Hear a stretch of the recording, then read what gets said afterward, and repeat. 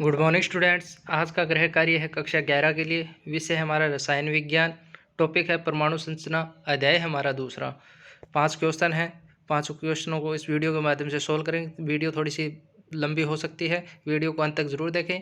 Video में आगे बढ़ने से पहले आपसे छोटी सी रिक्वेस्ट है, अगर अभी तक आपने हमारा चैनल सब्सक्राइब नहीं किया है तो सब्सक्राइब कर ले, साथ ही बेल आइकन को प्रेस कर ले ताकि आने वाली प्रत्येक वीडियो का नोटिफिकेशन सबसे पहले आपके पास हो। प्रश्न नंबर फर्स्ट, द बोगली का सिद्धांत लिखिए। द बोगली नहीं है, ये डी बोगली है। उत्तर नंबर फर्स्ट, द बोगली सिद्धांत, जिस प्रकाश से प्रकाश की विद्युत प्रगति होती है उसी प्रकार द्रव के कण, इलेक्ट्रॉन, प्रोटॉन और न्यूट्रॉन की विद्युत प्रगति होती है। यह तथ्य द बोगली द्वारा दिया गया था, इसलिए इसे बोगली का सिद्धांत कहते हैं। इसके अनुसार द्रव के कारण इलेक्ट्रॉन, प्रोटॉन और न्यूट्रॉन तरंग के रूप में गति करते हैं और इन तरंगों की तरंग दैर्घ्य सदैव के व्युत्क्रमानुपाती होती है। द बोगली ने आइंस्टीन समीकरण और प्लॉन्क समीकरण की सहायता से तरंग दैर्घ्य और संवेग के मध्य विद्युत निम्न संबंध स्थापित किए हैं। E बराबर m की सी पावर आइंस्टीन समीकरण है, जबकि E बराबर hv प्लॉन्क समीकरण है।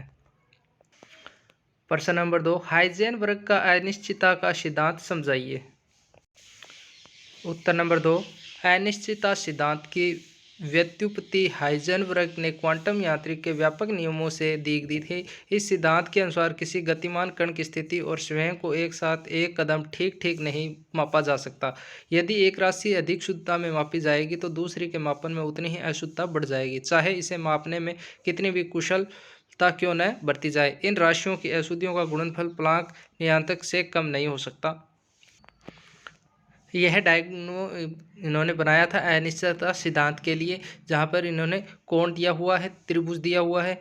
अनिश्चितता सिद्धांत के बारे में उन्होंने कई, यदि किसी गतिमान कण के स्थित निर्देशांक x के मापन में की त्रुटि या अनिश्चितता x अक्ष की दिशा में उसके संवेग p के मापन में त्रिभुज p की त्रुटि हो तो इस सिद्धांत के अनुसार त्रिभुज r x त्रिभुज p बटे h बटे r, जहाँ h बराबर h बटे 2 पाई h प्लॉन्क नियतांक है। इससे प्रकट होता है कि किसी कण का कोई निर्देशांक और उसके संवेग का तत्संगत संगठन होने दोनों एक साथ यथापूर्वक नहीं जाने जा सकते। यदि इन दोनों संगमी राशियों में एक की अनिश्चितता बहुत कम हो तो दूसरी की बहुत अधिक होती है। अनिश्चितता के संबंध में एक ओर तो कण की स्थिति किसी तरंग से संगति स्थापित करने की संभावना के नियमों के तथा दूसरी ओर व्याख्यामूलक निर्वाचक इंटरप्रिटेशन प्रोबेबिलिस्टिक के व्यापक नियमों के अनिवार्य परिणाम है। प्रश्न नंबर 3, थ्रोडिंगर का तरंग समीकरण लिखिए। उत्तर नंबर 3, क्वांटम यांत्रिका में थ्रोडिंगर समीकरण हमें यह बताता है कि किसी भौतिक निकाय की क्वांटम व्यवस्था समय के अनुसार कैसे बदलती है। इसे ऑस्ट्रिया के भौतिक वैज्ञानिक इरविन थ्रोडिंग द्वारा 1925 में स्थापित तथा 1926 में प्रकाशित किया गया था। चिरसम्मत यांत्रिका में गति की समीकरण इन्वेक्शन ऑफ मोशन न्यूटन के दूसरे नियम में या आयलर लगार्जी समीकरण के रूप में हमें इस समय प्रारंभिक स्थिति और सिस्टम के विन्यास के बारे में बताता है, परंतु क्वांटम यांत्रिका की मानक व्याख्या में तरंग फलन हमें भौतिक व्यवस्था की पूर्ण जानकारी देता है। थ्रोडिंगर समीकरण न केवल परमाणु, आणविक और उप परमाणुक अवस्था की जानकारी देता है बल्कि मैक्रो सिस्टम, स्थूल काया, संभव पूरे ब्रह्मांड की जानकारी भी देता है। प्रश्न नंबर 4, सोमरफील्ड मॉडल की कोई 2 कमियां लिखिए। सोमरफील्ड की कमियां थी 2 बतानी थी, लेकिन मैं आपको आज 4 बताऊंगा कमियां इनमें। पहली है, जब इलेक्ट्रॉन किसी कोश में चक्कर लगाता है तो वह ऊर्जा उत्सर्जित और अवशोषित क्यों नहीं कर सकता। दूसरा है, हमारा इलेक्ट्रॉन की सही स्थिति और इसका सही संवेग एक साथ यथार्थता के साथ ज्ञात नहीं किया जा सकता।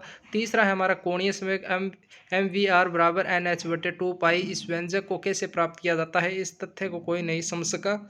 और नंबर 4 है, जब इलेक्ट्रॉन एक ऊर्जा स्तर से दूसरे ऊर्जा स्तर में जाता है तो वह पूरी तरह तय करता है इसे ऊर्जा लगातार निकलनी चाहिए। ऊर्जा का क्वांटीकरण क्यों होता है, इस तथ्य को नहीं समझाया जा सकता। आपको 2 कमियां पूछी थी, लेकिन मैंने 4 कमियां बताई है। प्रश्न नंबर 5, आइंस्टीन का समीकरण लिखिए। उत्तर नंबर 5, प्रकाश विद्युत प्रभाव। आइंस्टीन प्रकाश माइनस विद्युत समीकरण निम्न है।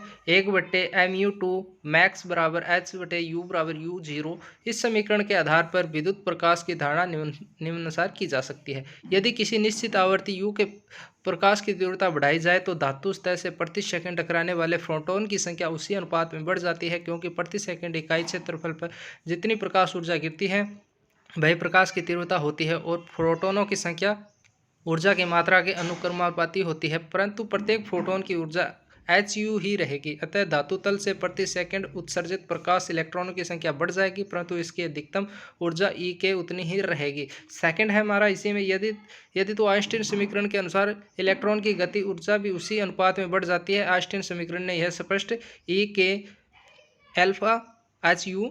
और थर्ड है हमारा, यदि U0 आइंस्टीन से समीकरण के अनुसार इलेक्ट्रॉन की गति ऊर्जा ऋणात्मक होती है, जो कि असंभव है। अर्थात इस स्थिति में इलेक्ट्रॉन निकलेंगे ही नहीं, चाहे प्रकाश की तीव्रता कितनी भी बढ़ जाए।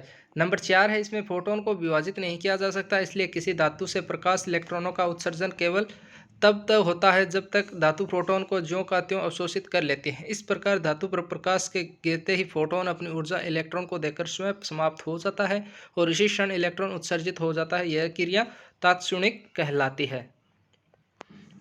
तो स्टूडेंट्स, यह थी हमारी कक्षा 11 के लिए रसायन विज्ञान का गृह कार्य।